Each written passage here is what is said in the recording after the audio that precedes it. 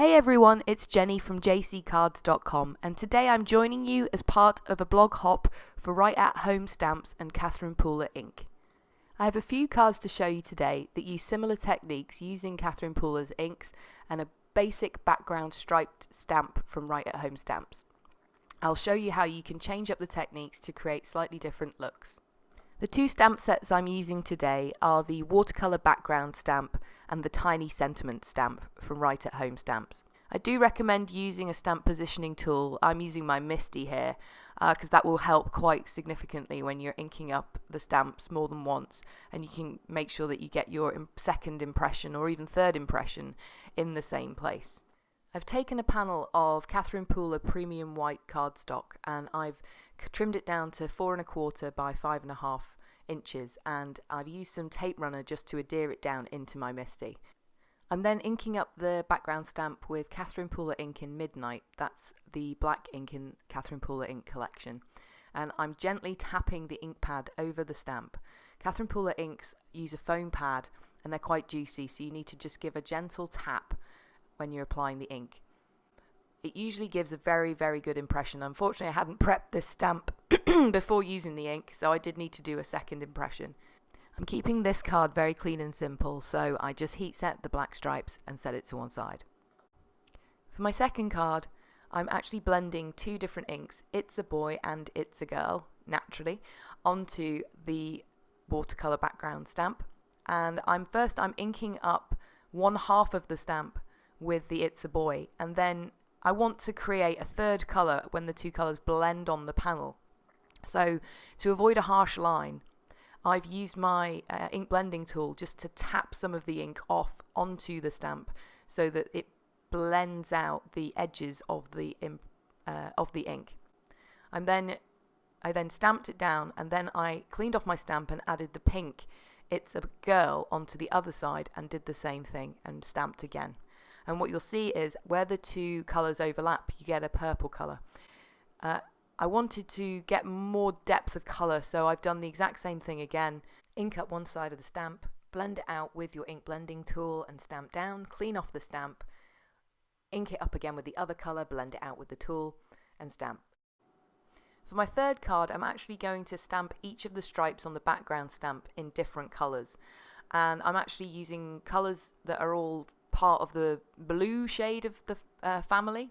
I'm using Blackjack, which is a grey ink, Juniper Mist, which is a navy ink, Daydream, which is probably one of my most favourite Catherine Pooler inks, and Stone Blue, which is a really nice subtle blue-grey.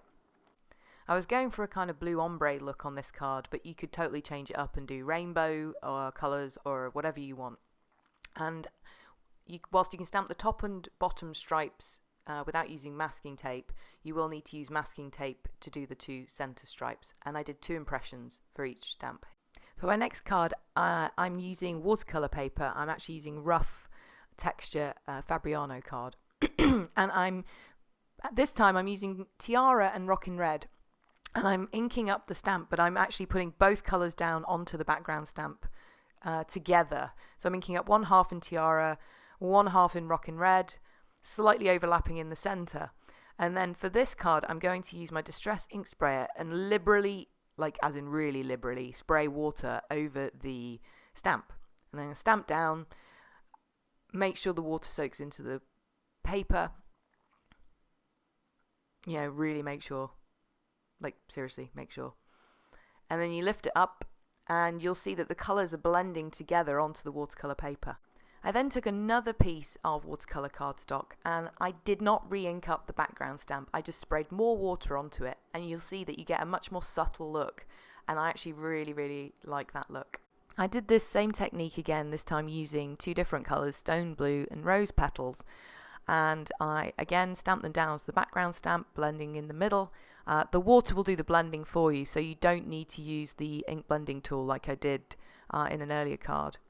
And I did the first impression, and then I sprayed water again without re-inking, stamped it down, and you get a much more subtle pale look. And if you need to, just dab up some of the excess water before you heat set it with a paper towel. I trimmed down my watercolor cardstock to 4 1/4 by 5 1/2, and these are a look at all of the panels for the cards I created. In the end, I didn't use that first impression for the stone blue and rose petals. I'm going to show you how I now finished off the cards. For the black and white stripe, I wanted to keep it really elegant and classy, so I took 4 of the sentiments from the Tiny Sentiments stamp set, and I laid them down, lined up onto each of the black stripes, inked them up in Versamark ink, which is a clear sticky ink which you use for heat embossing. I made sure to treat the panel with a powder tool beforehand, and I'm going to heat emboss in Ranger Superfine Silver embossing powder, which I thought would keep the clean and simple classy look and complement the black and white stripes. I'm then going to heat set it with my heat tool, and then I'll adhere it down onto a card base made from 110 Nina Solar white cardstock. For my blue ombre card, I kept it really simple, and I used my favourite sentiment from the Tiny Sentiments set. I heat embossed it in white onto black cardstock, which is by Catherine Pooler, and trimmed it out and popped it up on black foam, fun foam, and adhered it to the centre of the card. I think this is a really good masculine looking card, and I just love that sentiment. For my watercolour striped panels, I'm using embossable window plastic by Judykins, and I'm heat embossing one of the sentiments in white embossing powder onto the centre. I actually did treat this plastic with my powder tool, and I still got a lot of powder sticking. So spent a bit of time removing it with a small dry paintbrush and then carefully heat set it. I still did get some warping, unfortunately. I die cut a circle from the centre of the paler panel, and I added some glue runner to the back and adhered it down onto the embossed window plastic, lining up the sentiment in the centre. I'm then going to create a shaker card. I added foam tape to the back around the circle. If you remove the plastic backer of the foam tape, you can easily bend it around the circle.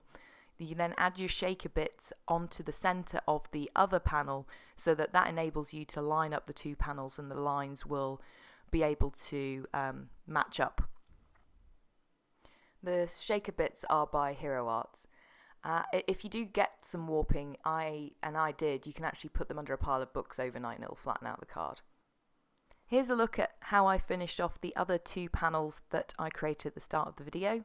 I used a Catherine Pooler Hello die cut from silver glitter cardstock and added the Tiny Sentiments on black cardstock trimmed out. You can find more information on how I created these cards over on my blog. The link is in the description below, along with the supply lists. Hope you enjoyed. Have a wonderful day.